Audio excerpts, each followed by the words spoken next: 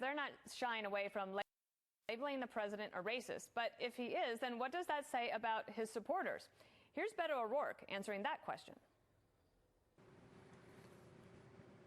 I think it's really hard after everything that we've seen from his time as a candidate in 2016 to his repeated warnings of invasions to his repeated calls to send them back.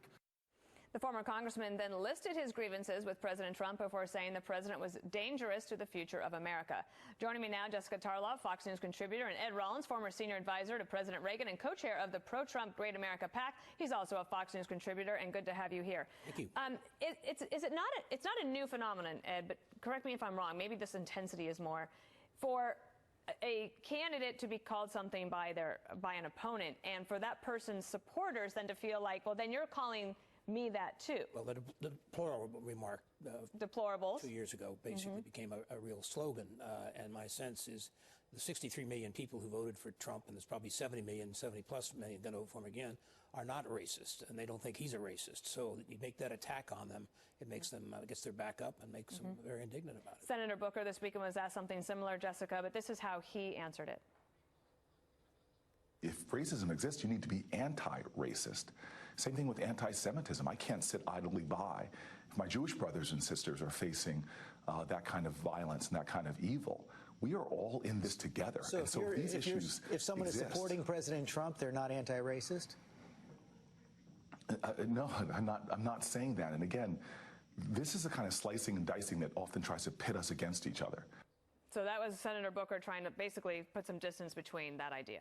Yeah, the person who's doing that the best is Joe Biden, who is the front runner right now. He has made it specific policy to court Trump voters who might have been former Democrats or just moderates who had made that decision to say they're not all bad people, folks. I think that's actually how he phrased it.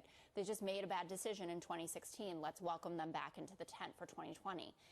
Beto O'Rourke is going through something very specific and terrible with his community in El Paso, having lost so many lives at the hands of a white supremacist who was mimicking phrases that we have heard from the president and other people in the administration. That's a great challenge. What I do think is important to do is to raise questions around your support for this president. I personally think that he says racist things and does racist things. I think send her back is a racist trope that no one should engage in, let alone the leader of the free world. But when you talk about that, when you say that, though, Jessica, you say that is my personal opinion. Of course. But when these candidates are doing it, Ed, they're not saying that. They are basically saying this is fact, and painting everyone with a broad brush. And I do wonder if, one, the word racist is extremely hurtful if you're called it, but also if you use it all the time, does it lose its effectiveness? It diminishes value. The truth of the matter, I mean, Beto O'Rourke has had a disastrous campaign so far, and for someone who was allegedly going to be a serious candidate, he's by the day become less and less serious.